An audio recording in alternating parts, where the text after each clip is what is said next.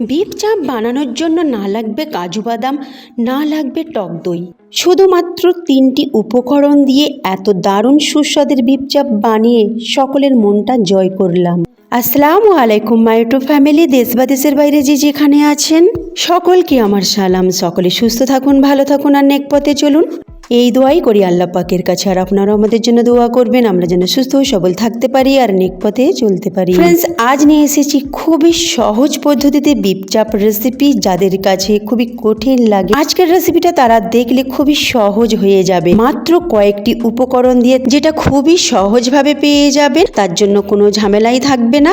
আর এতটাই টেস্টি এই বিফ চাপ, নামি দামি রেস্টুরেন্টের বিফ চাপ কিন্তু হার মেনে যাবে। আজকের রেসিপিটা অবশ্যই প্রথম থেকে শেষ পর্যন্ত দেখবেন, স্কিপ করবেন না। ভিডিওর মাঝে মাঝে কিন্তু অনেকগুলো টিপস দেওয়া রয়েছে যেগুলো আপনাদেরকে ফলো করতে হবে। চলুন শুরু করি। বিসমিল্লাহির রহমানির রহিম। প্রথমেই দেখিয়ে দিই, এখানে কয়েকটি উপকরণ নিয়েছি পেঁয়াজ কুচি 2টি মাঝারি সাইজের, আর পেঁপে স্কিন সহ নিয়েছি একটা মাঝারি সাইজের পেঁপের 4 ভাগের 1 ভাগ, আর কাঁচা লঙ্কা 10টি, আর 2 ইঞ্চ আদা আর রসুনের কোয়া প্রায় 15টি।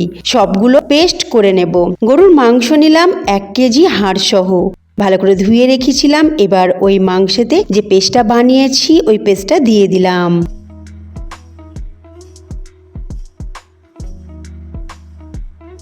এবার দেব কয়েকটি মশলা, যার জন্য এই চাপটির স্বাদ অনেক গুণ বেড়ে যাবে। এখানে আমি দিচ্ছি সামান্য এলাচের গুঁড়ো, এইটা হচ্ছে এলাচের গুঁড়ো, সামান্য জয়িত্রীর গুঁড়ো 1/4 চামচ, স্বাদ মতো লবণ, আর 1/4 চামচ জিরে গুঁড়ো, আর কাশ্মীরি লঙ্কা 1 চামচ। ব্যাস, আর কিছু মশলা আমি এতে দেব না। এই কটা মশলা দিয়েই আপনি খুবই সুস্বাদু একটা বিফ চাপ রেসিপি বানাতে পারবেন। তো মশলাগুলো দেওয়ার পর এবারে দিয়ে দিলাম রোজ ওয়াটার 1 চামচ, আর দেব মিঠা আতর 1 ফোঁটা, এর থেকে বেশি কিন্তু দেবেন না। এবার সমস্ত মশলাকে মাংসের সাথে খুব ভালোভাবে মিশিয়ে নেব। বেশ 2 থেকে 3 মিনিট ধরে এটাকে খুব ভালো করে মিশিয়ে নেবেন। তারপর এটা ঢাকনা চাপা দিয়ে 1 ঘন্টা ম্যারিনেট করে নর্মাল ফ্রিজে রেখে দেবেন। আপনারা চাইলে সারা রাত এটাকে রাখতে পারেন, হাতে যদি সময় থাকে। আমি এখানে বেশ অনেকখানি স্কিন সহ কাঁচা পেঁপে দিয়েছি, তাই 1 ঘন্টা ম্যারিনেট করে রাখলেই যথেষ্ট। এবার এতে আমি দিয়ে দেবো 50 গ্রামের মতো সাদা তেল। তারপর এটা ঢাকনা চাপা দিয়ে নর্মাল ফ্রিজে রেখে দেবো 1 ঘন্টার জন্য। 1 ঘন্টা পর গ্যাসের চুলায় একটা কড়া বসিয়ে কড়াটাকে গরম করে 100 মিলি সাদা তেল দিয়ে দিলাম। তেলটা বেশ ভালো মতো গরম হয়ে গেলে এতে দিয়ে দেব পেঁয়াজ কুচি। এখানে আমি 2টি মাঝারি সাইজের পেঁয়াজকে পাতলা পাতলা করে কুচি করে নিয়েছি। এটাকে আমি বাদামি কালার করে ভেজে নেব। চাপে একটু তেল বেশি লাগে, তাই আমি এখানে প্রায় 150 গ্রামের মতো তেল ব্যবহার করছি। আর রান্নাটি আমি সাদা তেলে করছি, আপনারা চাইলে সর্ষের তেলে করতে পারেন, তবে আমি বলবো সাদা তেলে করতে। সাদা তেলের চাপ কিন্তু অনেক টেস্টি হয়। দেখুন, এখানে পেঁয়াজ বাদামি কালার হয়ে গেছে। এবার আমি দিয়ে দিচ্ছি ম্যারিনেট করে রাখা গরুর মাংস গ্রেভি সহ।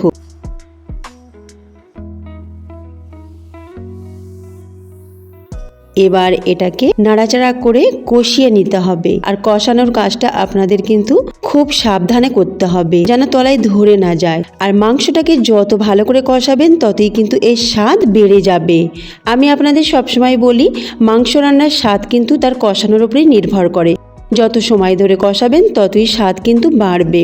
আর মাংসটা কষাতে কষাতে অনেকখানি পানিও বেরোবে। পানিটা যতক্ষণ না শুকোচ্ছে ততক্ষণই কিন্তু আপনাদের কষাতে হবে। আর তারপরেও আরেকটু পানি দিয়ে এইভাবে কষিয়ে যখন রঙটা একেবারে ডিপ কালার হয়ে যাবে, তখন জানবেন আপনার কষানো একেবারে কমপ্লিট। ঠিক এই রকম হবে। এবার আপনার কষানো শেষ। এবার এতে পানি মেশাবো, আর পানিটা সবসময় কিন্তু গরম পানি ব্যবহার করবেন। আমি সবসময় আপনাদেরকে বলে থাকি রান্নাতে সবসময় গরম পানি ব্যবহার করবেন, কারণ গরম পানি যদি না ব্যবহার করেন রান্নার কুকিং প্রসেস কিন্তু বন্ধ হয়ে যাবে, সেক্ষেত্রে রান্নার স্বাদও কিন্তু পাল্টে যাবে। তাই সব সময় মাংস রান্নাতে অবশ্যই আপনারা গরম পানি ব্যবহার করবেন। আমার দেয়া এই ছোটোখাটো টিপসগুলো যদি আপনারা ফলো করেন, তাহলে আপনাদেরও বিফ চাপ ঠিক এই রকমই সুস্বাদু হবে। আর যাদেরকে বানিয়ে খাওয়াবেন তারা কিন্তু প্রশংসা করতে বাধ্য হবেই।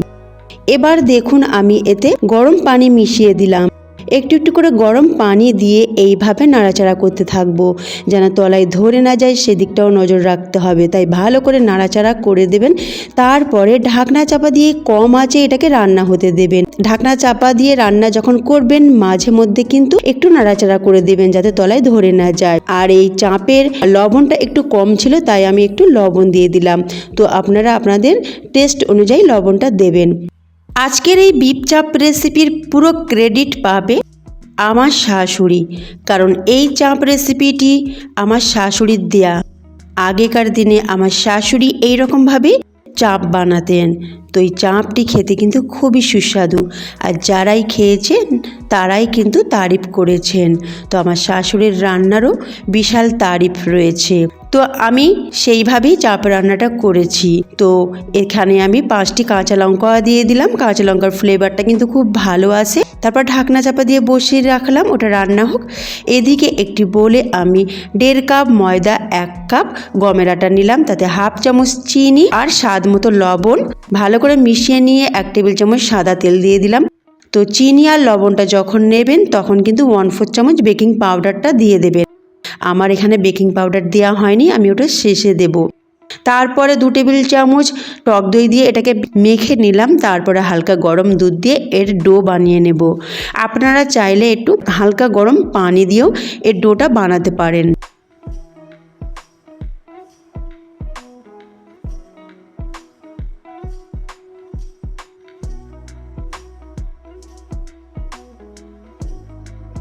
ডোটাকে খুব ভালো করে মেখে নিয়ে নরম সফট করে নিয়ে তারপরে একটু তেল উপর থেকে দিয়ে এটাকে ভালো করে মথে নেব।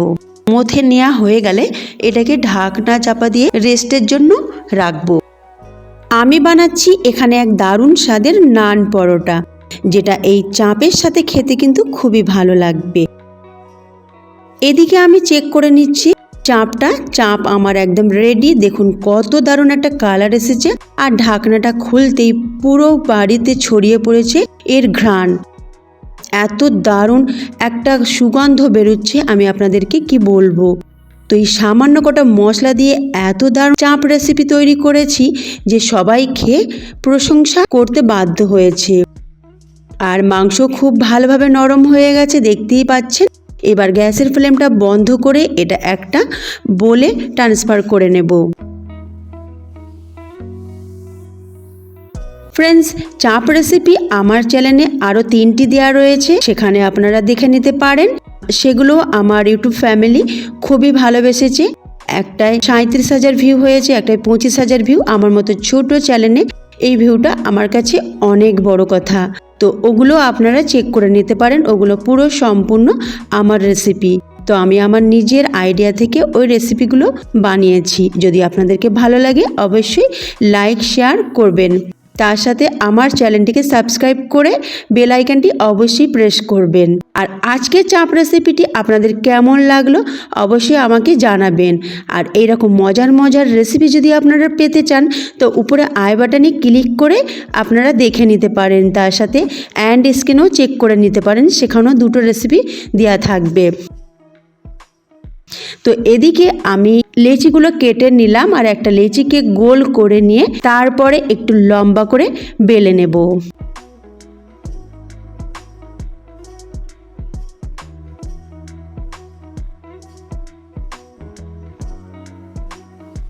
বেলে নেওয়া হয়ে গেছে, এর থিকনেসটা দেখিয়ে দিলাম। আর একটা ফ্রাই প্যান বসিয়েছি, তাতে দিয়ে দিলাম, প্রথমে সেকে নেব। তারপরে সাদা তেল দিয়ে আমি এটাকে জোর আঁচে ভেজে নেব, তবে খুব কম পরিমাণে সাদা তেল দিচ্ছি, দিয়ে এটাকে ভেজে দিচ্ছি। আপনারা চাইলে বাটার দিয়েও এটাকে ভেজে নিতে পারেন, তবে সাদা তেল দিয়ে করেছি সেটাও কিন্তু খুবই ভালো হয়েছে। এবার পরিবেশন করে নেবার পালা। আমি চাপ দিয়ে এটাকে পরিবেশন করেছি, সবাই প্রশংসা করেছে, আমার ছেলেও খুবই প্রশংসা করেছে। তো ফ্রেন্ডস, আজকে এই মতো রইল, আমি আবার ফিরে আসছি নতুন এক রেসিপি নিয়ে। আল্লাহ হাফিজ।